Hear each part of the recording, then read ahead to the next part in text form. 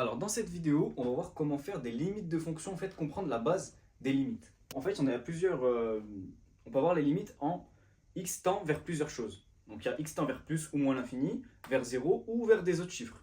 Là pour le coup, on va juste voir entre plus et moins l'infini.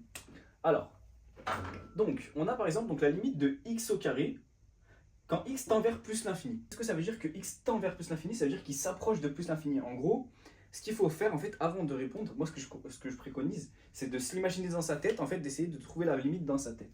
Donc en fait, qu'est-ce que ça va faire? Donc je vais avoir l'infini au carré. Donc l'infini au carré, ben, ça fait quoi? Ça fait aussi encore l'infini, en fait c'est un chiffre très très grand juste seulement. Donc la limite de x au carré quand x tend vers plus l'infini, ben, c'est plus l'infini. Ok, deuxième exemple. Alors là, cette fois-ci, on a deux choses. On a 3x et on a moins 5. On va faire d'abord la limite de 3x. C'est toujours en x tend vers plus l'infini. Donc si je remplace x par plus l'infini, donc ça va faire 3 fois l'infini. 3 fois l'infini, vous êtes d'accord avec moi pour vous dire que ben, c'est toujours un chiffre très très grand, donc c'est toujours l'un plus l'infini. Donc plus l'infini, moins 5. Ben, moins 5, quand on a quelque chose de très grand, moins 5, bah, ça fait toujours quelque chose de très grand. Donc en fait, ça fait toujours plus l'infini. Donc la limite de 3x moins 5 quand x tend vers plus l'infini, c'est plus l'infini. Ok. Ensuite, cette fois-ci, on a quand x tend vers moins l'infini. Ok. Alors, donc je 7, donc je vais remplacer encore x par moins l'infini. Donc ça, ce que je fais là, quand je remplace x par l'infini ou moins l'infini, il faut le faire au brouillon. Il ne faut pas le faire sur votre feuille, ok. C'est juste pour vous aider dans votre cerveau. Donc, j'ai 7 moins 2 fois moins l'infini. Donc ça fait quoi en fait? Ça veut dire que je vais avoir 7 moins 2 fois moins l'infini. Bah, moins fois moins, ça fait plus. Donc ça veut dire que je vais avoir 7 plus l'infini. En fait. Ok? Donc 7 plus l'infini, bah, ça fait plus l'infini. Ok. Quatrième exemple. Alors cette fois-ci, on est toujours en moins l'infini. Mais cette fois-ci, j'ai plusieurs choses. Donc j'ai moins 2x au carré. Donc on a moins 2 fois moins l'infini au carré. Déjà, on va s'occuper de ça. Donc, moins 2 fois l'infini au carré.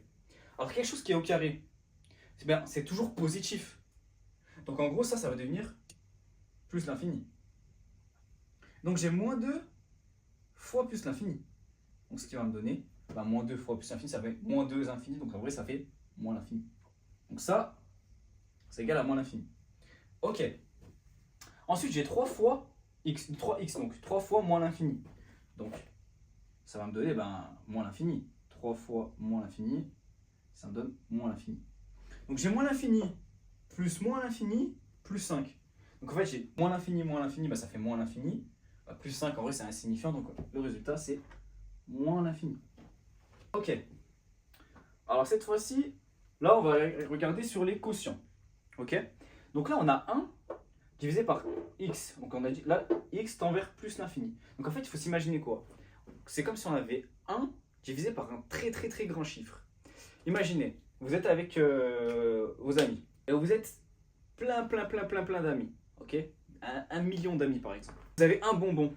Donc si vous partagez ce bonbon en 1 million, en fait vous n'allez rien avoir quasiment 0. Donc quand on fait 1 divisé par l'infini, par plus l'infini, ça donne 0, quasiment 0, en fait on se rapproche de 0. La limite, c'est 0. Ok. Donc cette fois-ci, c'est pareil. On a 11 divisé par x au carré plus 7. Donc la limite de 11, c'est 11. Divisé par x au carré. Donc x au carré, là, c'est quand ça tend vers plus l'infini. Donc ça fait plus l'infini plus 7. Donc plus l'infini plus 7. En gros, ça fait plus l'infini en bas, du coup. Donc c'est comme pareil. Si on avait 11 bonbons et qu'on se le partage entre des millions et des millions, et en fait, à la fin, on a quasiment rien chacun. Donc c'est 0 aussi. Ok. Alors, j'ai oublié de préciser. En fait, là, on arrive, donc on divise par des plus l'infini. Ok. On divise par des infinis qui sont positifs. Donc, en gros, ça va nous rapprocher de 0, mais ça sera toujours quelque chose de positif. Donc, ça sera 0 plus ici et donc 0 plus ici. Ça veut dire, en fait, c'est quelque chose donc, de très petit, donc 0,00000, mais du côté positif. Ensuite, troisième exemple. Donc, cette fois-ci, on a 3, pareil. Donc, la limite de 3, c'est 3, sur 2x moins 9. Donc 2 fois moins l'infini, ça fait moins l'infini. Moins l'infini moins 9, ça fait moins l'infini. Donc 3 sur moins l'infini. C'est pareil. Donc on a 3 bonbons, on le partage en des millions et des millions. À la fin, on n'a rien du tout chacun. On a 0,0000. Donc ça veut dire qu'on aura 0, mais sauf que cette fois-ci, c'était divisé par moins l'infini. Donc moins l'infini, ça va pas être 0 plus, mais ça va être 0 moins.